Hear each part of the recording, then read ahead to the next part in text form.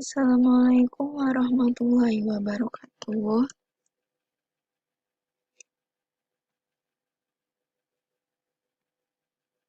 Halo, perkenalkan saya Tri Indriani, mahasiswa S1 Akuntansi dari Universitas Mercubuana Jakarta. Di sini saya akan mempresentasikan tugas besar 1 teori ekonomi dengan tema pasar monopoli di masa pandemi COVID-19.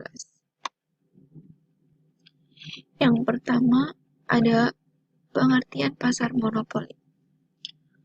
Apa sih pasar monopoli? Pasar monopoli adalah suatu model pasar yang mempunyai ciri hanya terdapat satu penjual di pasar. Output yang dihasilkan oleh produsen lain daripada yang lain, dan tidak memiliki barang pengganti. Selanjutnya ada kelebihan dan kelemahan. Yang pertama ada kelebihan. Pertama, perusahaan monopoli memperoleh keuntungan lebih sehingga memiliki dana untuk melakukan penelitian dan pengembangan. Yang kedua, peningkatan kualitas produk, teknik produksi, atau penciptaan produk baru. Yang ketiga, adanya efisiensi usaha karena skala produksi besar. Selanjutnya ada kelemahan. Kelemahan yang pertama, monopoli menyebabkan distribusi pendapatan menjadi tidak merata. Selanjutnya, hak eksklusif yang diberikan pada perusahaan belum tentu menjamin bahwa harga yang ditetapkan pada tingkat terendah. Untuk selanjutnya, monopoli pasar pada pandemi COVID-19.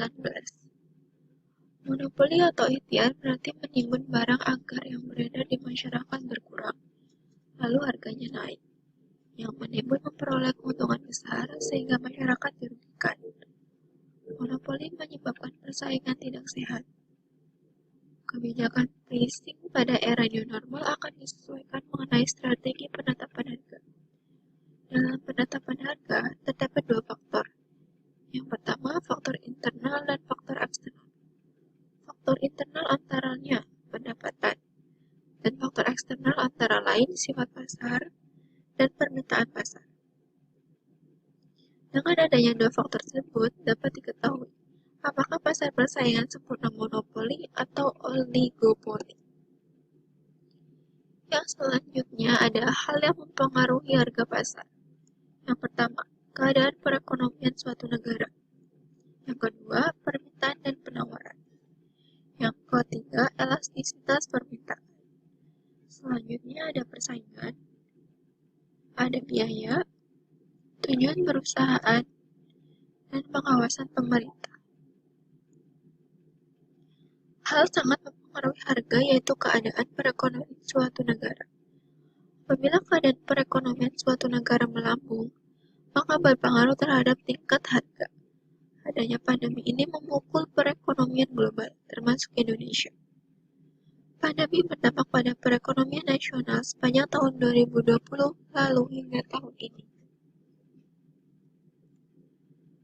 Yang selanjutnya ada potret ekonomi Indonesia selama COVID-19.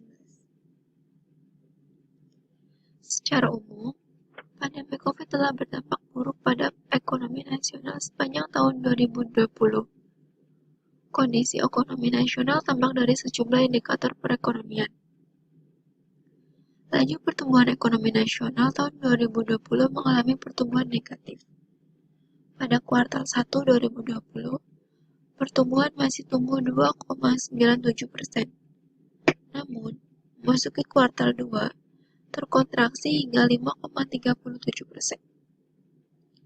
Dan saat ini memasuki kuartal ketiga, sehingga ekonomi mulai menggeliat kembali. Kontraksi ekonomi mulai berkurang menjadi 3,49%. Namun, ekonomi Indonesia masih akan minus di kisaran kuartal 4, yang artinya tahun 2020 akan ditutup dengan pertumbuhan ekonomi minus. Daya beli masyarakat selama pandemi COVID-19. pertumbuhan ekonomi yang memburuk sepanjang tahun 2020 tak terlepas dari daya beli masyarakat yang tergerus selama pandemi. Padahal, konsumsi rumah tangga selama ini menjadi tumbuhan pertumbuhan ekonomi Indonesia. Pada tahun 2019, konsumsi rumah tangga memberikan kontribusi hingga 57% pada pertumbuhan ekonomi. Sepanjang 2020, pandemi membuat jutaan pekerja harus kehilangan pekerjaan dan mengalami penurunan pendapatan. Penghasilan masyarakat yang menurun karena pandemi menyebabkan sebagian besar sektor usaha mengurangi aktivitasnya atau menutup total, dan pengangguran pun meningkat. Terima kasih, sekian dari saya. Assalamualaikum warahmatullahi wabarakatuh.